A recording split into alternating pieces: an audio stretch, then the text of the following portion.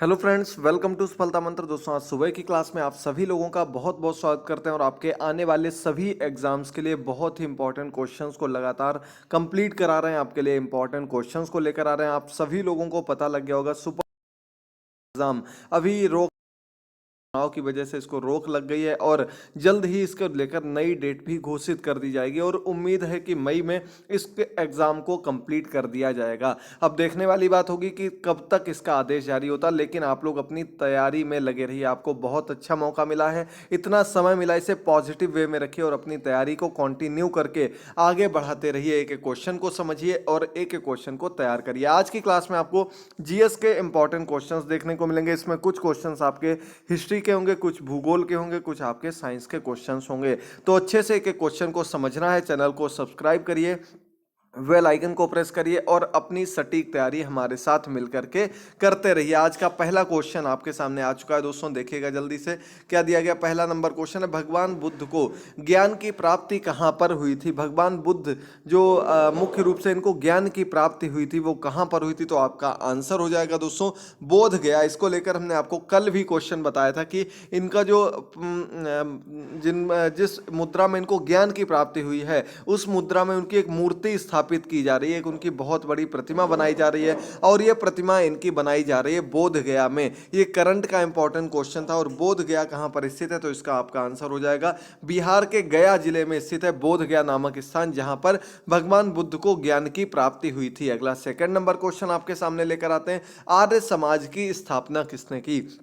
बहुत अच्छा क्वेश्चन है। जितने भी समाज है इससे रिलेटेड क्वेश्चन हम आपको पहले भी करा चुके हैं, तो आपको पता होगा महर्षि दयानंद सरस्वती ने आर्य समाज की स्थापना की है और इसकी स्थापना कब की है, यह भी एक महत्वपूर्ण क्वेश्चन बनता है कि किस सन में इसकी स्थापना की गई। आर्य समाज की स्थापना जो कि वेदों को लेकर, जो कि कह सकते हैं आत्मज्ञान को लेकर एक आगे बढ़ने वाले समाज का निर्माण किया गया और इसकी स्थापना 1875 ईस्वी में महर्षि दयानंद सरस्वती ने की थी। इसका नाम रखा गया आर्य समाज। अगला थर्ड नंबर क्वेश्चन है, पंजाबी भाषा की लिपि कौन सी है। तो दोस्तों पंजाबी भाषा जो हम लोग प्रयोग करते हैं और जब इसको लिखते हैं तो हम लिपि का प्रयोग करते हैं और पंजाबी भाषा की मुख्य लिपि की बात आती है तो ये आपकी गुरुमुखी लिपि होती है। कौन सी, तो गुरुमुखी लिपि पंजाबी भाषा की लिपि के रूप में जानी जाती है, याद कर लीजिएगा। बहुत अच्छा क्वेश्चन है, एक एक सिलेक्टेड क्वेश्चन को पढ़ते रहिए, समझते रहिए। फोर्थ नंबर क्वेश्चन आपके सामने, भारत की मुख्य भूमि का दक्षिणतम किनारा कौन सा है। अब क्वेश्चन पहले समझिएगा, क्या दिया गया कि भारत की मुख्य भूमि यानी कि जो भारत की थल सीमा है, भारत में जो मुख्य रूप में हम लोग कह सकते हैं थल के रूप में जाना जाने वाला क्षेत्र है, उसका दक्षिणतम बिंदु यानी कि सबसे किनारे वाला पॉइंट कौन सा है, तो सबसे लास्ट पॉइंट जो दक्षिणतम बिंदु है वो कन्याकुमारी है। तमिलनाडु में स्थित कन्याकुमारी जो है आपका दक्षिणतम बिंदु के रूप में, दक्षिणतम किनारे के रूप में जाना जाता है। सबसे किनारे का छोर जो है उसे हम कन्याकुमारी जानते हैं। अगला आपका 5 नंबर क्वेश्चन है, भारत में सबसे पहले सूर्य किस राज्य में निकलता है। तो दोस्तों सूर्य हमारा पूर्व की ओर से उदय होता है और पूर्वोत्तर का जो सबसे पहला राज्य जहां पर सूर्य की पहली किरण पड़ती है उसका नाम है अरुणाचल प्रदेश। इसीलिए इस राज्य का नाम भी अरुणाचल प्रदेश रखा गया, क्योंकि यहाँ पर सूर्य की किरण जो है, सूर्य जो है सबसे पहले यहीं पर निकलता है और आपका आंसर यहां पर हो जाएगा अरुणाचल प्रदेश। बिल्कुल करेक्ट आंसर हो जाएगा, याद कर लीजिएगा। चलिए आगे बढ़ते हैं हम लोग अगले 6 नंबर क्वेश्चन पर, इंसुलिन का प्रयोग किस बीमारी के उपचार में होता है। तो दोस्तों आपको पता होगा डायबिटीज बीमारी जो कि बहुत ही तेजी से फैलने वाली बीमारी है, हालांकि संक्रमित करने वाली संक्रामक बीमारी नहीं है, लेकिन एक प्रकार से आपकी इम्यूनिटी को कम करने वाली बीमारी है। शरीर में जो ब्लड होता है, ब्लड में शुगर की मात्रा बढ़ जाती है जिसकी वजह से डायबिटीज बीमारी हो जाती है और इसको लेकर इंसुलिन का प्रयोग किया जाता है। जब डायबिटीज़ की मात्रा यानी कि मधुमेह तेज हो जाता है, इसकी जो एक लिमिट है इसे बहुत ज़्यादा क्रॉस कर जाता है और वो कम नहीं होता है, तो इंसुलिन का प्रयोग किया जाता है। ब्लड में इंसुलिन का इंजेक्शन दिया जाता है जिससे कि ब्लड की शुगर जो है, जो ग्लूकोज है, जो डायबिटीज बढ़ रही है उसे कंट्रोल में लाया जा सके। तो ये मधुमेह रोग के लिए उपचार में लाई जाने वाली दवा है। अगला आपका 7 नंबर क्वेश्चन है, बिहू किस राज्य का प्रमुख त्योहार है। तो आपको पता होगा दोस्तों बिहू नृत्य को भी कहा जाता है, बिहू एक पर्व को भी कहा जाता है और ये असम में मनाया जाने वाला एक महत्वपूर्ण पर्व होता है। 2 या 3 दिवसीय पर्व होता है जो कि नए वर्ष के तौर पर मनाया जाता है। इस पर्व में मुख्य रूप से बिहू नृत्य किया जाता है, अन्य कार्यक्रमों को आयोजित किया जाता है। और जब हमने आपको एनसीईआरटी की क्लासेस बताई थी उसके अंतर्गत 2-3 चीजें आपको और बताई थी कि किस प्रकार से इस पर्व को मनाया जाता है, तो उस क्लास को भी आप लोग जरूर देख लीजिएगा। सभी इंपॉर्टेंट क्लासेस के लिंक नीचे हम डिस्क्रिप्शन बॉक्स में दे देते हैं, उनको देखते रहिए और समझते रहिए। अगला 8th नंबर क्वेश्चन है, कौन सा विटामिन आंवले में प्रचुर मात्रा में मिलता है? तो दोस्तों आंवले में जब विटामिन की बात की जाती है तो सीधे सीधे आपका आंसर हो जाएगा विटामिन सी। विटामिन सी जो है वो मुख्य रूप से सबसे अधिक मात्रा में आंवले में मिलता है। इसके अलावा किन चीज़ों में मिलता है? तो आपका आंसर हो जाएगा सभी खट्टी चीज़ों में मुख्य रूप से विटामिन सी पाया जाता है। संतरा हो गया, आपका आंवला हो गया, इसके बाद नींबू हो गया, और इस प्रकार की खट्टी चीज़ों में मोस्टली आपको विटामिन सी देखने को मिलता है। और ये आपका शरीर की इम्यूनिटी और साथ ही साथ आपके जो शरीर में दांत हो गए, हड्डियां हो गए, इनको मजबूत करने का कार्य करता है। विटामिन सी की कमी से होने वाले रोग की बात की जाए तो आपका स्कर्वी रोग होता है जो कि विटामिन सी की कमी से हो जाता है। और विटामिन सी आंवले में प्रचुर मात्रा में पाया जाता है। फिर से आपको बता दें, समझ लीजिएगा। अगला आपका क्वेश्चन नंबर 9 है, स्वतंत्र भारत के प्रथम अंग्रेज गवर्नर जनरल कौन थे? अब देखिए क्वेश्चन कितना घुमा कर पूछा गया है। स्वतंत्र भारत के, हमारा देश जब स्वतंत्र हो गया था उसके पहले अंतिम वायसराय जो थे वही प्रथम गवर्नर जनरल बनाए गए थे। इसके बाद वो जो चार्ज था वो इंडियन गवर्नर जनरल को दे दिया गया। तो यहां पर आपका आंसर क्या हो जाएगा?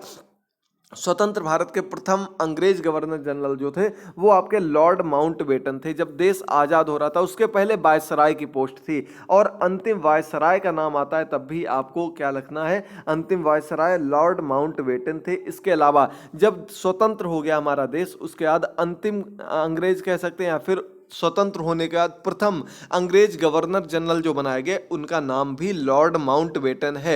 ये क्वेश्चन 2-3 तरीके से पूछा जा सकता है, इस वजह से इस क्वेश्चन को हम अलग से आपके लिए छांट कर लेकर आए हैं, तो इसको जरूर याद कर लीजिएगा। 10 नंबर क्वेश्चन है, कागज का आविष्कार किस देश में हुआ था? क्वेश्चन बहुत बार आ चुका है, इस वजह से बार बार रिपीट होता रहता है। तो कागज का आविष्कार चाइना में हुआ था। कहाँ हुआ था?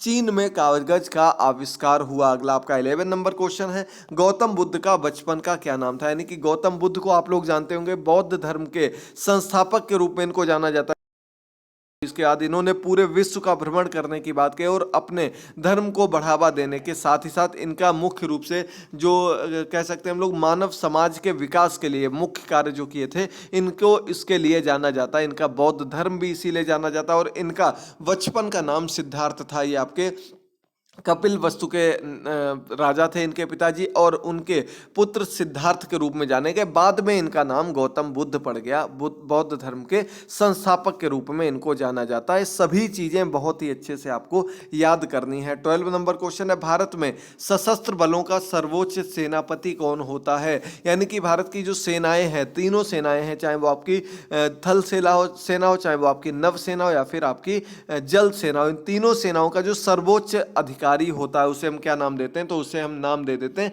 राष्ट्रपति। राष्ट्रपति को सभी अधिकार प्राप्त है कि वो अपनी सेना का नेतृत्व करता है। इसके बाद यहां से क्वेश्चन आपका और बनता है कि अब एक पद और आ गया है जो कि इन तीनों सेनाओं का एक कॉम्बिनेशन बनाए रखने के लिए इन तीनों सेनाओं के प्रमुख सेनापति के रूप में चुना जाता है, और जो कि विक्रम रावत वर्तमान समय में बनाए गए। आप लोगों को पता होगा मुख्य सेना के जो अधिकारी बनाए गए हैं, आप लोग समझ लीजिएगा। अगर आपने नहीं पढ़ा तो जरूर याद कर लीजिएगा। चलिए आगे बढ़ते हैं 13 नंबर क्वेश्चन पर, रतौंधी किस विटामिन की कमी से होने वाला रोग है? तो रतौंधी रोग जो होता है विटामिन ए की कमी से होने वाला रोग है। ये क्वेश्चन बहुत इजी है, बहुत बार पढ़ चुके होंगे, तो निश्चित तौर पर ये सभी क्वेश्चन आपको याद होंगे। रतौंधी रोग जो होता है ए की कमी से होने वाला रोग है। अब यहां पर बात आती है आखिर विटामिन ए की कमी से क्या हो जाता है, रतौंधी रोग में क्या होता है? तो आपको बता दें कि सूर्योदय के पहले और सूर्यास्त के बाद से आंखों की रोशनी डाउन होने लगती है, यानी कि धीरे धीरे दिखना कम हो जाता है, रोशनी कम होती रहती है और धीरे धीरे ये आपको अंधेपन की ओर ले जाती है। ये विटामिन ए की कमी से होने वाला रोग है। अब आप लोगों को एक क्वेश्चन का आंसर कमेंट बॉक्स में देना है, किसमें विटामिन ए प्रचुर मात्रा में पाया जाता है। आपको एक एक दो दो एग्जाम्पल कमेंट बॉक्स में देने और नए नए आंसर करिएगा, सटीक आंसर करिएगा और साथ ही साथ बताते रहिएगा आपको क्लासेस कैसी लगी। कोई भी डाउट हो तो कमेंट जरूर करते रहिएगा। यूपी टेट की क्लासेस आपकी फिर से एक बार कंटिन्यू करने वाले, तो उस पर भी आप लोग अपना ध्यान रखें। और इस बार आपको एक नई चीज देने वाले हैं, वो आपकी यूपी टेट जूनियर की क्लासेस भी कंटिन्यू की जाएंगी, जिसमें हम जूनियर के सिलेबस को, जूनियर के क्वेश्चंस को कवर करेंगे। आपका 14 नंबर क्वेश्चन है, पोंगल किस राज्य का त्योहार है। तो यहाँ पर बात हम लोग पोंगल की कर रहे हैं। तो जिस प्रकार के नववर्ष को जब जो हम कह सकते हैं जब सूर्य उत्तरायण की ओर आता है, उसके बाद हम अलग अलग रूप में मनाते हैं, उसी प्रकार से ये पोंगल पर्व भी तमिलनाडु में मनाया जाता है। तमिलनाडु राज्य के एक प्रमुख त्योहार के रूप में पोंगल त्योहार को मनाया जाता है। अगला आपका 15 नंबर क्वेश्चन है, दिया गया गिद्धा और भांगड़ा किस राज्य के लोक नृत्य हैं। गिद्धा और भांगड़ा की बात जब होती तो आपके पंजाब के, अगर आपको केवल भांगड़ा दे दिया जाए तब भी आप लोगों को याद होगा, गिद्धा में कंफ्यूजन हो जाता है तो आप लोग याद कर लीजिएगा, पंजाब का एक प्रमुख नृत्य है, लोक नृत्य के रूप में जाना जाता है गिद्धा और भांगड़ा, जो कि पंजाब के अंतर्गत आने वाले लोक नृत्य हैं। 16 नंबर क्वेश्चन है, टेलीविजन का आविष्कार किसने किया था। तो टेलीविजन का यानी कि टीवी का आविष्कार जो किया था वो जेएल वेयर्ड ने किया था, जॉन लोगी वेयर्ड ने इसका आविष्कार किया था। अगर आपको अलग अलग याद रखना तो जॉन लोगी वेयर्ड या जेएल वेयर्ड के रूप में इनको जाना जाता, जिन्होंने टीवी का आविष्कार किया था। अगला आपका 17 नंबर क्वेश्चन है, भारत की प्रथम महिला शासिका कौन थी। जो भारत की प्रथम मूल रूप से महिला शासिका के रूप में जानी जाती हैं वो रजिया सुल्तान है। रजिया सुल्तान मुख्य रूप से बनाई गई महिला शासिका के रूप में इन्होंने कार्य किया और लगभग 4 वर्ष तक इन्होंने शासन भी किया था। रजिया सुल्तान नाम था। अगला आपका 18 नंबर क्वेश्चन है, मछली किसकी सहायता से सांस लेती। तो आपको पता होगा दोस्तों, मछली के श्वसन के लिए जो अंग बनाए गए वो आपके गलफड़े होते हैं। जैसे हम लोगों में फेफड़े होते हैं, उसी प्रकार से मछलियों में गलफड़े होते हैं, क्योंकि वे पानी में घुली हुई ऑक्सीजन से के द्वारा श्वसन क्रिया करती हैं। और तो उनका पेट के, उनके गले कह सकते हैं हम लोग, गले के आसपास छिद्र बने होते हैं, बड़े बड़े गलफड़े होते हैं, जो कि सीधे सीधे उनको श्वसन में मदद करते हैं। श्वसन क्रिया गलफड़ों के माध्यम से होती है और मनुष्य व अन्य सभी स्तनधारियों की श्वसन प्रक्रिया जो होती है वो मुख्य रूप से फेफड़ों के माध्यम से होती है। 19 नंबर क्वेश्चन है, इनकलाब जिंदाबाद का नारा किसने दिया था। ये बहुत अच्छा क्वेश्चन है और इनकलाब जिंदाबाद का नारा भगत सिंह जी ने दिया था, याद कर लीजिएगा। 19 क्वेश्चंस आपके कंप्लीट हो चुके हैं। अब अगला और अंतिम क्वेश्चन है, उम्मीद करते हैं बहुत ही अच्छे से आपको सभी क्वेश्चंस क्लियर हो रहे होंगे। बस आप लोग सपोर्ट करते रहिए, क्वेश्चंस को समझते रहिए और बताते रहिएगा। तो अगला क्वेश्चन 20 नंबर क्वेश्चन आपके सामने, जलियांवाला बाग हत्याकांड कब और कहां हुआ था। ये हमने आपको लास्ट क्लास में भी बताया था। जलियांवाला बाग हत्याकांड आपका अप्रैल 1919 में अमृतसर में हुआ था। एक पूरे बाग, एक प्रकार से कह सकते हैं हम लोग सभागार टाइप का, बैठने का स्थान था, जहां पर एक सभा का आयोजन किया जा रहा था और इसे चारों तरफ से घेर करके वहां पर गोली चलाने के आदेश दे दिए गए थे, जिसमें 1000 लोगों की मृत्यु हो गई थी जलियांवाला बाग हत्याकांड में। याद कर लीजिएगा। आज के 20 क्वेश्चंस कंप्लीट होते हैं। 10 मिनट में आपके सभी क्वेश्चंस पूरी व्याख्या के साथ बता दिए। अगर क्लास पसंद आई हो तो कमेंट बॉक्स में कमेंट करके जरूर बताइएगा और सटीक तैयारी के लिए जुड़े रहिएगा। बिल्कुल सटीक नोट्स आपके लिए तैयार हो रहे हैं और इसी प्रकार से सपोर्ट करते रहिए। मिलते हैं अगली क्लास में, तब तक के लिए थैंक यू दोस्तों, गुड बाय, टेक केयर।